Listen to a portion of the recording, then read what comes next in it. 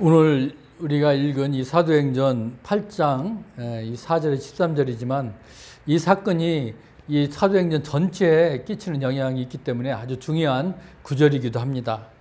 예루살렘 교회에 큰 박해가 몰려옵니다. 오늘 1절에 보면 스데반이 죽은 그날 예루살렘 교회에 큰 박해가 났다고 그럽니다. 그래서 사도회는 다 유대와 사마리아가 모든 땅으로 흩어지게 되어 있다라고 오늘 설명하고 있습니다. 예루살렘에만 크리스천들이 모여 있었는데 큰 박해가 나니까 사도들과 그 외 몇 명만 남고 나머지 사람들은 어떻게 해요? 다 흩어졌다. 그 얘기입니다. 여러분, 예루살렘 교회가 어떤 교회입니까? 처음에 120명이 모여서 기도하다가 성령을 받기 시작했잖아요. 이제 베드로가 설교할 때 3,000명이나 교회로 돌아왔습니다. 조금 후에 남자만 5,000명이 하루에 들어오는 식으로 해서 수만 명이 모이는 엄청난 교회가 됐습니다. 여러분, 그 당시에 이런 인원이 모였다는 것은 엄청나지 않습니까? 지금도 10,000명만 모여도 지금도 대형 교회 아닙니까? 그런데 그 엄청난 교회가 어떻게 해요? 다 흩어져 버리고 몇십 명 사도들만 남고 나머지는 다 흩어졌다는 거예요. 그야말로 초라한 교회가 되었다는 것입니다. 나머지 사람들을 다 그 몇만 명의 사람들은 어디요? 유대와 사마리아 지역으로 다 흩어졌다는 겁니다. 그래서 오늘 본문의 4절에 이렇게 시작한 겁니다. 그 흩어진 사람들이 두루다니며 복음의 말씀을 전하세. 여러분, 어떻게 보면 굉장한 일 아니에요? 아니, 어떻게 보면은 그 교회에 어려운 일이 생겼으면 아니 왜 우리에게 이런 핍박이 있지, 왜 이렇게 어려움이 있지 하고 한탄하면서 그냥 다 도망가든지, 아니면은 나 이제 이거 교회 필요 없어, 내가 먹고 살아야지 중요하지 하고서나 다 그냥 자기 살 길을 찾을 수밖에 없는데, 여기 있는 이 예루살렘 교인들은 어떻게 했습니까? 유대와 사마리아로 흩어져서 뭘 했어요?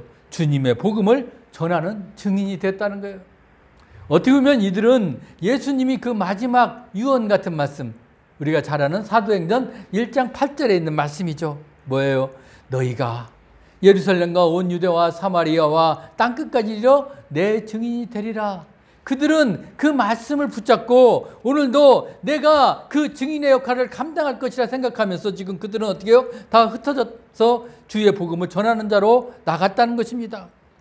어떻게 보면은 이것을 우리가 보면서 그들이 어디로 갔는지, 그리고 그들이 왜 이런 중요한 시점에 이런 일들을 감당했는지 우리가 오늘 봐야 될 것입니다.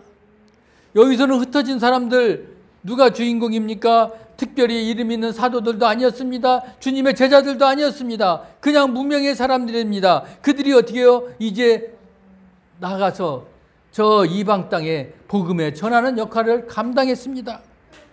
흩어지다 헬라로 디아스 페이로입니다. 그래서 우리가 그 디아스 포라라고 그러죠. 그들이 어떻게 해요? 유대인들이 다 이제 나가서 이제 사는 사람들, 그 말이 여기서 나온 겁니다.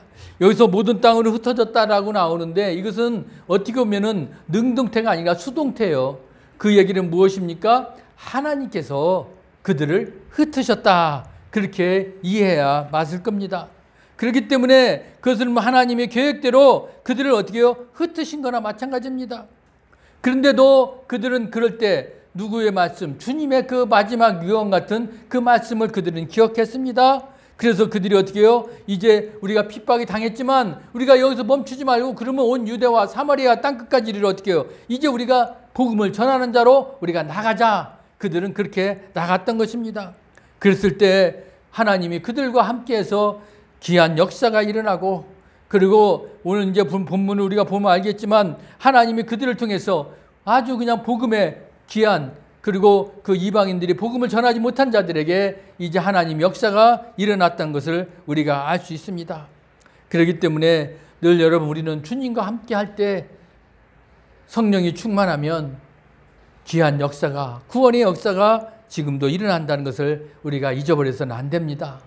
아마 선교 현장에서는 그렇기 때문에 그런 귀한 역사가 일어나고, 부흥의 현장에서는 언제나 지금도 이적의 역사가 일어난다는 것을 우리가 알 수가 있는 겁니다. 그러면 오늘 우리가 이 본문을 통해서 하나님은 어떤 이적을 우리에게 베푸셨는지 한번 우리 같이 은혜를 나누기를 원합니다. 보니까 이제 5절 6절에 이런 말씀이 있죠. 빌립이 사마리아 성에 내려갔다 그랬습니다. 그리고 거기서 그리스도에게 복음을 전파하니까 이제 사람들이 빌립의 말을 듣고 어떻게 됐어요? 행하는 표적도 보고 한 마음으로 그가 하는 말을 따르더라. 오늘 이렇게 먼저 기억하고 있습니다. 사람들의 마음을 한마디로 움직였다는 것을 알 수 있습니다. 여러분, 빌립이 이 사마리아 땅으로 전도할 때 성령의 역사가 아니고는 불가능한 일이 일어난 겁니다. 아니, 사마리아 땅으로 간 자체도 어떻게 보면 여러분 성령의 역사 아닙니까? 이것을 그냥 그냥 사마리아로 가면 됐지 그렇게 생각할 수 있지만 여러분 이스라엘 역사를 여러분 기억하세요? 자, 이스라엘 역사가 여러분 어떤 역사입니까? 그들이 이제 하나님의 그 나라였는데 그때 사울 왕이 첫 번째 왕이 되고 그 다음에 우리가 잘 아는 그 이스라엘 땅을 통일시킨 사람이 누구예요? 바로 다윗 왕입니다. 다윗 왕이 통일 왕국을 이루었습니다. 그러고 나서 이제 그 다윗의 아들 솔로몬, 우리가 잘 아는 솔로몬 때 번창을 해서 성전도 졌고요. 그 다음에 솔로몬이 그 얼마나 지혜 있는 사람이었습니까? 그런데 솔로몬 때 결국 그런 태평성대를 누렸지만 솔로몬이 뭐예요? 우상 숭배 그걸 들여온 거예요. 왜? 솔로몬이 이제 다른 여자들하고 많이 결혼을 하게 됐잖아요. 그러면서 그 아내들이 후처부른 아내들이 이방 신들을 들어왔던 거 아닙니까? 결국 그 영향으로 인해서 솔로몬의 아들 르호보암 때 결국 남북으로 분열되는 그런 역사가 있어요. 그래서 이제 남쪽은 어떻게 해요? 유다와 베냐민 지파가 이제 나라를 이루면서 우리는 유다다 그런 나라를 이뤘고 그 나머지 10개 지파는 뭐예요? 이제 우리는 이스라엘 이름을 따르겠다 그래서 그들은 북쪽으로 가서 북이스라엘을 세웠습니다. 그런데 북이스라엘의 수도가 어디였습니까? 바로 사마리아였다는 것입니다. 그런데 북이스라엘이 어떻게 됐죠? 아수르가 침략을 했어요. 그 사르곤 대왕이 그 북이스라엘을 아주 점령을 했잖아요. 그럴 때 북이스라엘이 멸망을 당한 후에 이 사르곤 왕은 내가 이 나라를 통치하기 위해서는 어떻게 해요? 이 나라 사람들에게 바꿔야 된다. 그래서 그 사람들을 이스라엘의 그 사람들을 어떻게 해요? 다 내쫓았습니다. 내쫓고 거기 어떻게 해요? 자기들 아수르 민족들을 데리고 와요. 그리고서는 거기서 살게 하면서 어떻게 해요? 혼인을 하게 됩니다. 여러분, 혼인을 하게 되면 어떻게 해요? 피가 섞이면 사람들이 이제는 섞여 사는 거예요.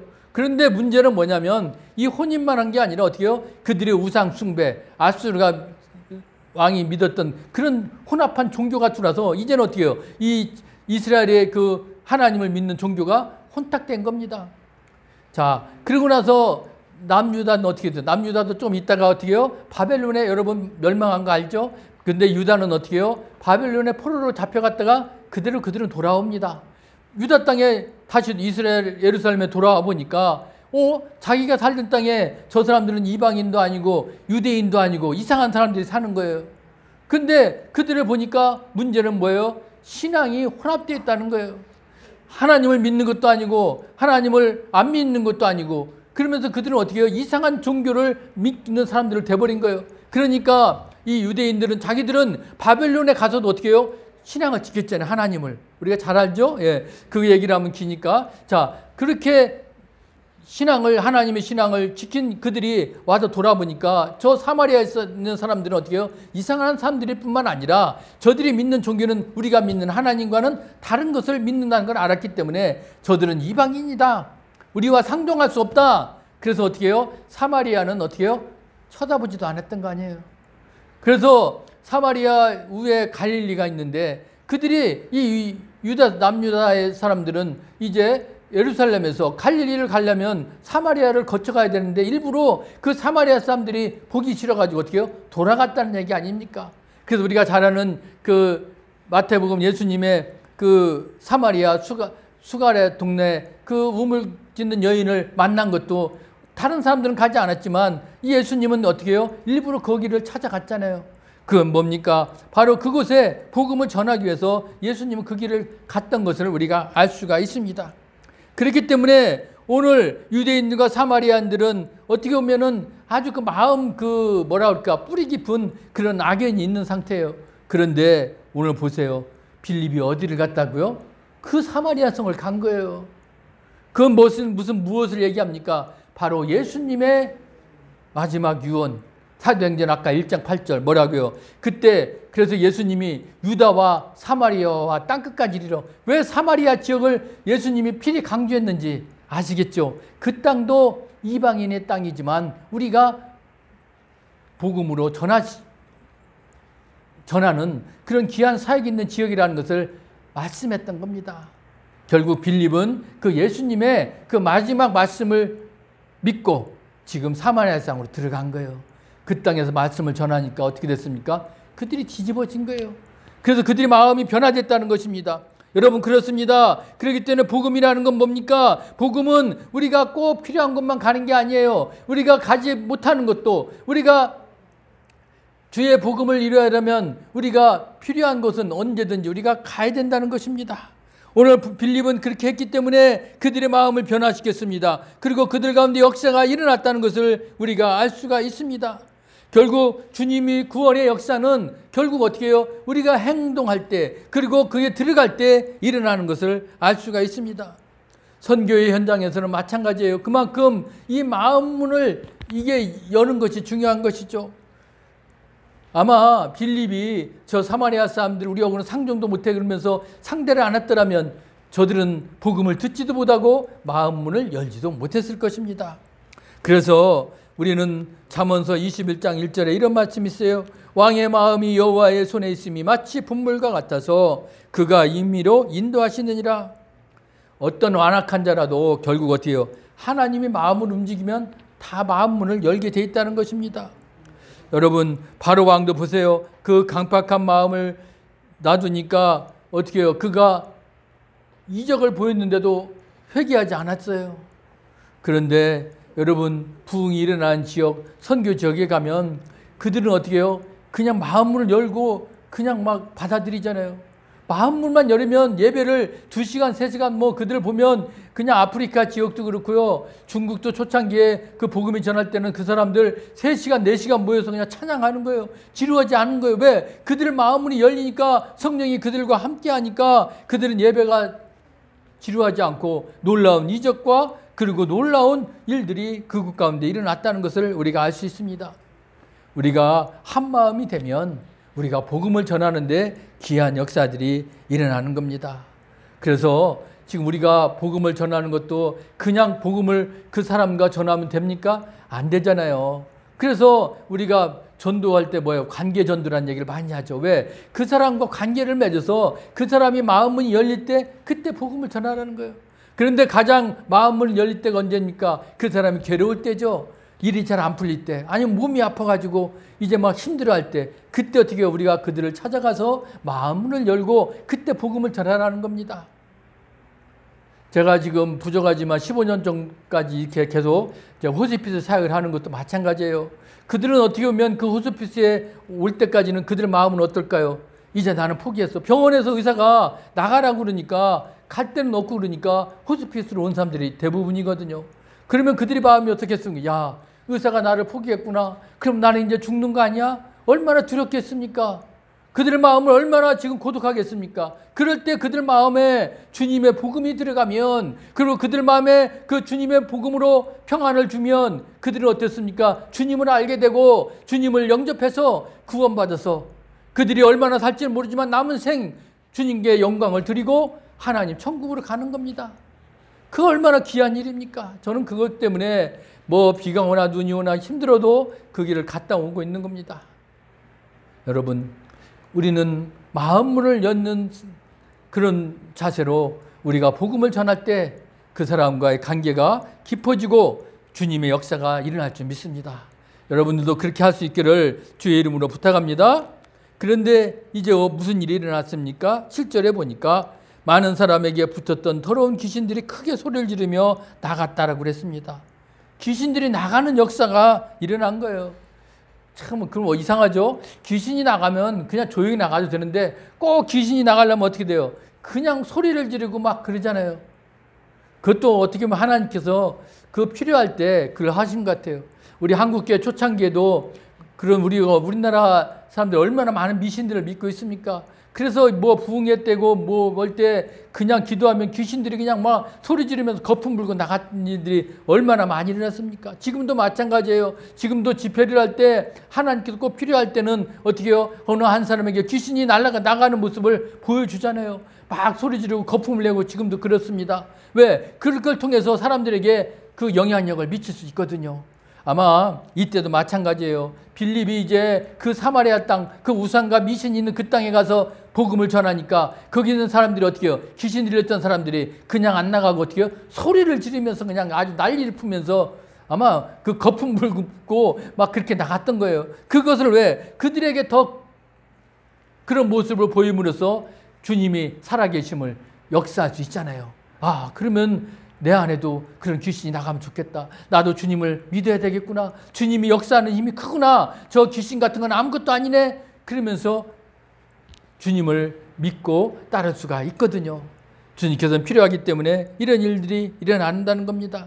어느 시골 교회에서 일어났습니다. 귀신 들린 동네 사람이 있었는데 이 교인을 이제 부흥회라고 해서 교회에 데려갔답니다. 그런데 이 신기한 것이 귀신이 나가면 좋은데 이 귀신이 나가도 어떻게 해요? 다른 사람한테 붙고 또 그 사람한테 기도하면 또 다른 사람한테 붙고 막 그랬다라는 것입니다. 그런데 그 귀신이 나가는데 예배를 드리는데 문이 닫혀 있었는데 문이 갑자기 열리더니 교회 문 밖으로 나갔다라는 것입니다. 그리고 나서 귀신이 들어가질 않았다는 거예요. 사람들은 그 모습을 보면서 야, 이거 주님이 역사하시는구나. 이제 인간의 힘으로는 이해하지 못하는 일들이 일어났기 때문에 그 다음에 그 교회에 많은 사람들이 와서 이제 복음을 듣고 예수를 믿고 교회가 부흥됐다는 이야기가 있습니다. 복음의 초창기에는 이런 일들이 우리나라에도 많이 일어났습니다. 바로 선교의 현장에서는 이런 기적 역사가 필요하기 때문에 지금도 일어날 수 있고 이 당시 바로 빌립을 통해서 그 사마리아 땅에 그런 일들이 일어난 것을 우리가 잊어서는 안 됩니다. 그리고 그것뿐만 아닙니다. 불치의 병자가 치유되는 역사도 일어났다는 거예요. 오늘 7절 8절에 보세요. 또 많은 중풍병자와 묶었는 사람이 나으니 그 성에 큰 기쁨이 있더라. 이 사마리아 지역 그야말로 유대인과 이방인 사이에 태어난 혼연일들이 많았기 때문에 그들은 어떻게 해요? 제대로 예루살렘 성전에도 제사에 참여할 수가 없었습니다. 그렇기 때문에 그들은 하나님과의 관계가 올바르지 못했어요. 하나님을 어떻게 믿고 어떻게 하는지 그들이 뭘 배웠겠습니까? 이미 그들 안에는 민족이 혼혈되고 했기 때문에 하나님을 알긴 하지만 이제는 성경도 사마리아 오경 외에는 믿지도 않았다는 것입니다. 그렇기 때문에 그곳에 귀신 들린 자가 많고 병든 자도 더 많았습니다. 바른 믿음이 믿어야 어떻게 됩니까? 그 병도 고쳐지고 그리고 삶도 온전하게 이루어질 수 있는 것을 여러분 기억하시길 바랍니다. 제가 오늘 다른 설교를 좀 해야 되는데 오늘 아침에 지금 잠깐 기도하는 중에 하나님께서 이것을 전하라고 너의 간증을 어떻게 보면 저희 좀 부족한 저희 가정의 역사이기도 하고 우리 아이들에게도 얘기를 안 했는데 이 얘기를 좀 전하라는 그런 마음이 좀 있었던 것 같아요. 늘 아내가 사모가 얘기합니다. 도대체 그냥 하나님 말씀보다 경험한 걸 전하라고 그래야 영향력이 있다고 그러는데 가능하면 제 얘기는 안 하려고 그랬는데 오늘 제가 이 말씀을 이렇게 보면서 여러분 저희 가정에도 어떻게 보면은 그런 우상의 역사였죠. 그랬는데 제가 이 교회를 믿고 오늘 이 자리까지 오게 된 것은 하나님이 참 그 계획하심이 있었던 것 같아요. 저는 어렸을 때 제 스스로 교회를 못 나갔습니다. 어렸을 때 제가 교회 나가서 그 찬양했던 그 말씀은 간증을 했을 거예요. 했는데 그것도 결국 저희 선친인 아버지가 먼저 교회를 다니셨기 때문에 아버지가 교회 같이 가자. 그래서 따라갔던 거예요. 어렸을 때는 어떻게 내 의미대로 교회가 나갈 수 있습니까? 부모의 역할이 중요하잖아요. 부모가 교회를 같이 가는 것이 얼마나 귀중합니까? 그래서 저도 아이들은 주일학교 중고등학교 때까지 거의 의무적으로 제가 피곤하고 힘들어도 교회를 같이 아이들을 주일 예배에 참여를 시켰던 겁니다. 어쨌든 그렇게 교회를 신앙생활을 시작했는데 어느 날 아버지가 교회를 가지 않는 거예요. 그래서 왜 안 가시냐고 물어보니까 얘기를 안 하시는데 이제 어머니가 주위에 얘기를 하는 거예요. 그것도 뭐냐면 그 교회에 있는 아주 장로님인데 교회에서는 돈 거래를 해서는 안 되는데 그 장로님에게 좀 돈을 빌려줬던 것 같아요. 그런데 그 장로님이 신용을 지키지 못하고 그리고 그걸 가지고 다 아주 엉뚱한 소리를 하니까 아버지가 실망을 한 거예요. 아니 저렇게 신앙이 좋은 장로가 어떻게 그럴 수가 있는가. 그러면서 아버지가 교회에 딱 발을 끄는 거예요. 그러면서 그 상처를 받으신 거죠. 그래도 제가 교회를 혼자라도 가면 되는데 아버지가 안 가게 되니까 저도 뜸하게 되는 거예요.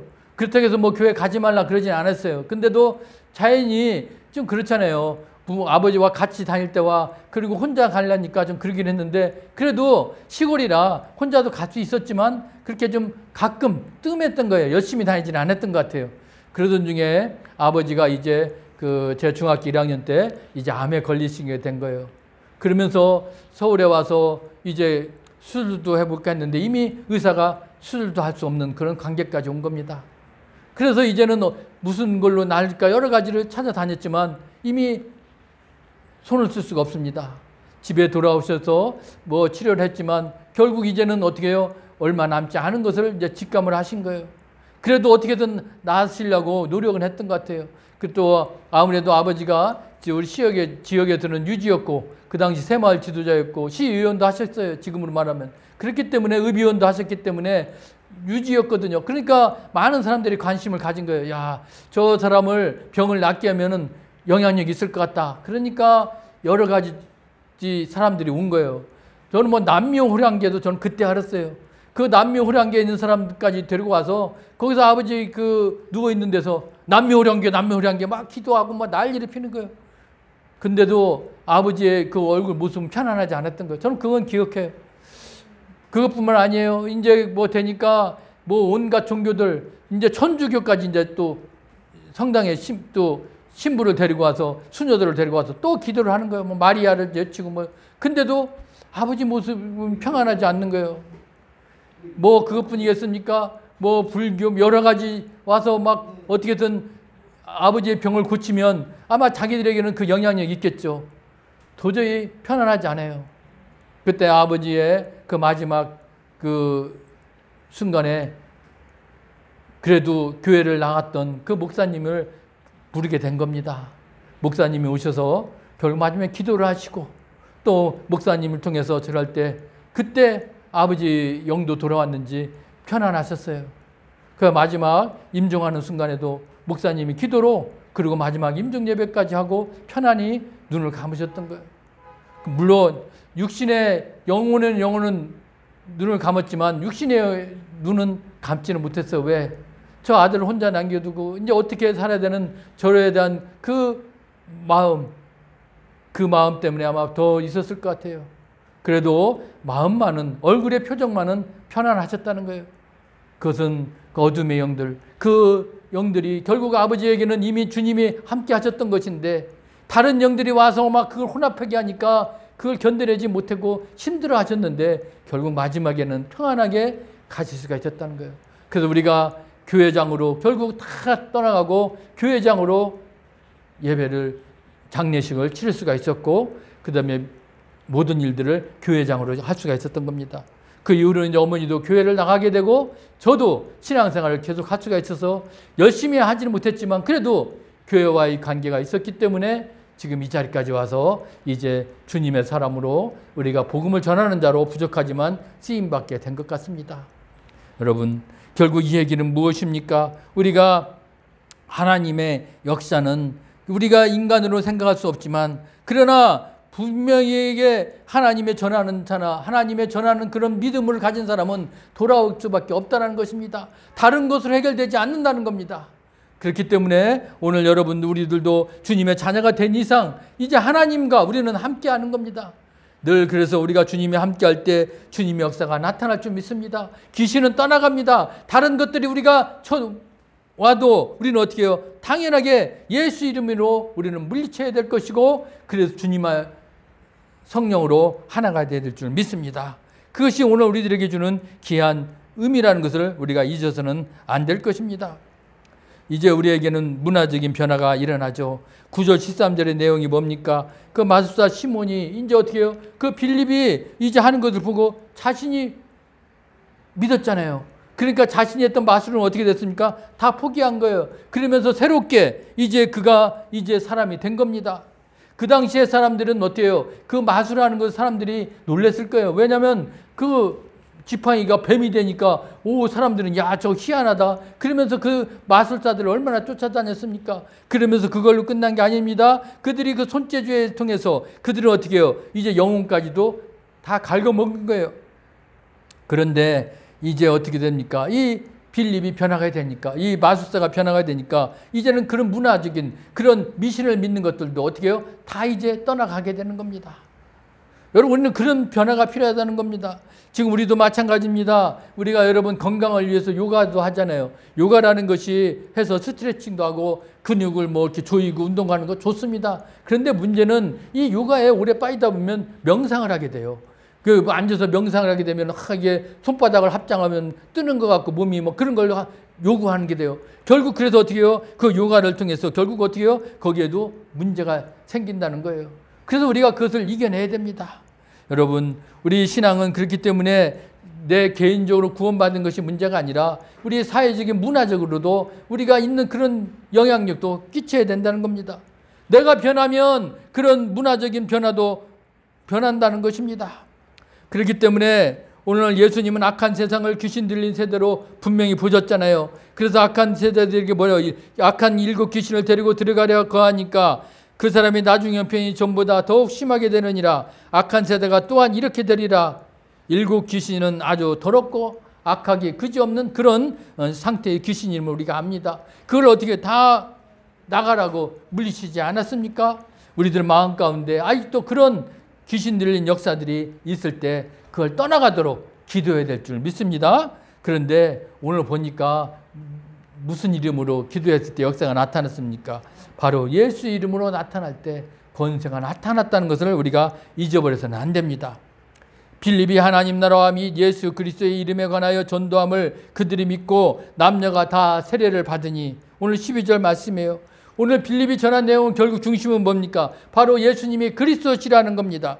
예수님이 그리스도가 되는 건 뭡니까? 바로 하나님 나라를 주셨습니다. 영혼은 하나님 나라의 천국에 들어갈 수 있게 하셨고 이 땅에서 하나님의 나라의 다스림을 받게 하신 겁니다. 예수님이 그리스도가 되는 두 번째 이유로 예수 그리스도의 이름 때문에 그렇게 된 겁니다. 여러분, 예수 그리스도의 이름의 능력은 이미 수번 제가 말씀을 드렸습니다. 그 예수 이름의 권세를 얼마나 능력이 있습니까? 그렇기 때문에 천사가 아들을 낳으리니 그 이름을 뭐라고 그랬어요? 예수라나. 그 예수가 자기 백성을 다스리고 죄에서 구원할 자미라 그랬잖아요. 그래서 우리는 그 이름을 믿는 자들에게 하나님의 자녀가 되는 권세를 우리에게 주셨습니다. 죄사함을 받게 하셨습니다. 그 이름은 건강하게 하시는 하나님의 능력이 있게도 하는 겁니다. 그 예수 이름으로 뭐예요? 다 귀신이 떠나가고 예수 이름으로 우리가 치유함 받고 구원함을 받는 겁니다. 그래서 우리가 예수 이름 얼마나 귀해요. 그래서 예수 이름을 부르자도 어떻게 부르자고요? 우리는 예수 내 구주, 예수 내 구주. 왜 그래요? 예수 이름이 내 안에 살아서 역사할 때, 그 입으로 선포할 때 그런 기이한 역사가 일어나는 겁니다. 여러분, 우리가 어느 곳에 있을 때마다 그 예수 내 구주, 예수 이름으로 여러분 부르시고 예수 이름으로 승리하고 예수 이름으로 구원받는 여러분들이 다 되시기를 주의 이름으로 부탁합니다. 여러분, 오늘 이 본문을 통해서 이제 사도행전의 그 귀한 모티브가 됐습니다. 그런데 우리에게 오늘 교훈을 주는 건 뭘까요? 그들이 핍박당했을 때, 힘들었을 때 그들의 모습입니다. 포기하지 않았다는 거예요. 왜 우리에게 이런 일이 일어날까? 그냥 그렇게 원망하지 않았습니다. 그랬을 때 어떻게 했죠? 그들은 일어나서 나갔어요. 어디로? 주님의 말씀을 기억하면서 유다와 사마리아의 땅끝까지, 그들이 가지 않는 곳, 사람들이 야 그곳에 가면 뭐해 하면서 그 외면시했던 그것까지 그들은 들어가서 어떻게 해요? 복음을 전했다는 겁니다. 그랬을 때 그들에게 귀한 역사가 일어나지 않았어요. 그들이 다 마음이 한 마음이 돼서 변화됐습니다. 그들이 아픈 곳을 다 치유받고 귀신이 다 쫓아나갔습니다. 여러분, 그런 역사가 지금도 일어나는 거예요. 오늘 여러분들 마음 안에도 내가 힘들고 어려울 때 있잖아요. 그럴 때 여러분 포기하지 말자는 겁니다. 왜 나에게 이런 일이 당하지? 왜 나에만 이런 고통이 당하지? 그러지 말고 우리가 그럴 때 어떻게 됩니까? 그럴 때 주님과 우리는 더 하나가 되어야 됩니다. 주님, 내가 힘들고 어려운 이 순간을 통해서 내가 남들에게 기쁨이 되기를 원합니다. 그런 자로 나누기를 원합니다. 여러분, 우리가 그렇게 쓰자는 겁니다. 그것이 바로 주님의 뜻을 헤아리는 겁니다. 그리고 그 자리에서 순종할 때 큰 능력이 일어나게 하실 것을 믿습니다. 그러면 다른 사람으로 하여금 기쁨도 맛볼 수가 있을 겁니다. 주님께서 이제 이런 복음을 전하는 자들에게 수많은 이적과 표적이 나타난 겁니다. 지금도 이런 표적과 기적은 지금 우리들에게도 동일하게 나타나고 있다는 거예요. 선교 연장뿐만 아닙니다. 이제 우리가 복음을 전하는 자에게 그런 역사와 이적이 나타난다는 걸 믿고, 이제 오늘도 우리가 성령 충만해서 이제 우리를 통해서 아직도 아름다운 생명들이 지금도 우리를 기다리고 있지 않습니까? 그들에게 나아가서 아름다운 생명의 결실을 맺는 그런 일들을 우리가 다 하면서 주님 앞에 순종하며 나아가기를 주의 이름으로 간절히 부탁합니다. 아멘. 살아서 역사하신 아버지 하나님,